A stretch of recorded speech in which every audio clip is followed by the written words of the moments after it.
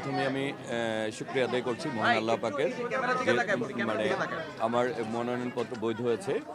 আর আমি ওই এলাকার সন্তান, জন্মেছি ওই এলাকায়, বেড়ে উঠেছি ওই এলাকায়, রাজনৈতিক সামাজিক এবং ব্যক্তিগতভাবে ওই এলাকায় আমার বিচরণ এবং ওই ঢাকা নয়ের সাথে আমার একটি আত্মার সম্পর্ক রয়েছে এবং ঢাকা নয়কে আমি ভালোবাসি এবং ঢাকা নয়ের তৃণমূল থেকে শুরু করে সব পর্যায়ে আমাদের ওই এলাকার যারা ভোটার তাদের সাথে এবং সামাজিকভাবে রাজনৈতিক সব জায়গায় আমার একটা বিচরণ অতীতও ছিল, এখনও আছে।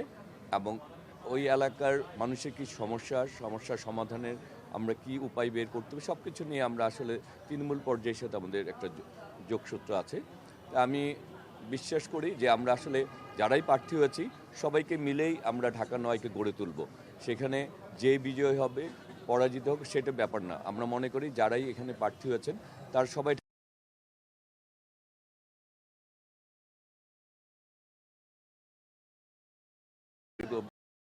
ভূমিকা রাখতে পারি এবং বিএনপির ভারপ্রাপ্ত চেয়ারম্যান জনাব তারেক রহমান যে পরিকল্পনা নিয়ে আগামীর বাংলাদেশ গড়ে তুলতে চান, আমরা মনে করি আমি ব্যক্তিগতভাবে আমরা জাতীয়তাবাদী দল সবাই এবং এলাকার সবাই মিলে আমরা সেই এই আগামীর বাংলাদেশ গড়ে তোলার আমরা সহায়ক শক্তি হিসেবে কাজ করছি।